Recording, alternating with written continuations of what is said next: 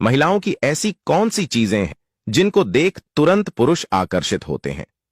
यदि आप पुरुष हैं, तब उसकी तरफ आकर्षित होना स्वाभाविक है। दोनों की रचना इस तरह की गई है।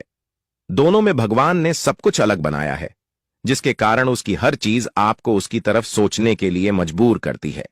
आप उसके बाल, उसके शरीर के हर अंग के बारे में सोचकर रोमांच का अनुभव करने लगते हैं। उसकी आवाज आपको मदहोश बना देती है। उसका साज, श्रृंगार बहुत मायने रखता है। उसका उठने, बैठने और चलने के तरीके पर विशेष रूप से ध्यान चला जाता है। यह धारणा गलत है कि पुरुष हमेशा महिलाओं के बढ़े वक्ष की ओर आकर्षित होते हैं। रूमानियत के भाव, महलिया की पतली गर्दन, हाथों की लंबाई, कमर के खाहम, कमर की कम परिधि, आंखों की बनावट, उंगलियों की लंबाई, कूल्हों की गोलाई आदि की वजह से भी जगते हैं। महिलाओं के शरीर की बनावट की वजह से उनके वक्ष उन्नत होते हैं और आकर्षण का प्रथम केंद्र बन जाते हैं। जो सामने है और आपके पास नहीं है, उसमें रुचि सहज और स्वाभाविक है। हर इंसान की अलग सोच होती है। किसी को उसकी आंखें, किसी को होंठ, किसी को टांगे। सबके लिए औरत के हर अंग के मायने अलग हो जाते हैं, लेकिन सबके लिए औरत एक आकर्षक वस्तु है। उसे देखकर अपने ऊपर नियंत्रण रखना मुश्किल हो जाता है।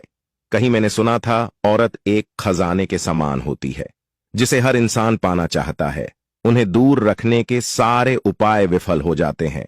आप चीन जैसे देश में, जहां औरतों की कमी है, वहां लोग औरत को पाने के लिए दूसरे देश की औरत से भी शादी करने के लिए और पैसे देने के लिए तैयार हो जाते हैं।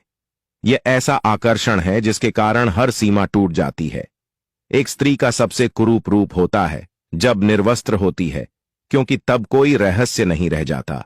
दिमाग को कोई भी कल्पना करने की जरूरत नहीं रह जाती। वासना ही अपना काम करती है उस समय। थोड़ी देर बाद वो भी खत्म, फिर पछतावा के अतिरिक्त कुछ नहीं होता। ना ही कोई आकर्षण, न ही कोई सीक्रेट, न ही कुछ। और इसी पल को ओशो ने मोक्ष के लिए सर्वश्रेष्ठ बताया है। कुछ देखकर आकर्षित होना एक वहम मात्र है। ये सब आपको फंसाने के लिए प्रकृति की चाल है। उसे संतति चाहिए, खुद तो आगे बढ़ाने हेतु तो निरीह जीवों को ऐसे ही फंसाती है। हम दोष आंखों का या अंग प्रदर्शन को या किसी और बातों को दे लें, परंतु सत्य आपको इस चक्र में समझ आ ही जाता है।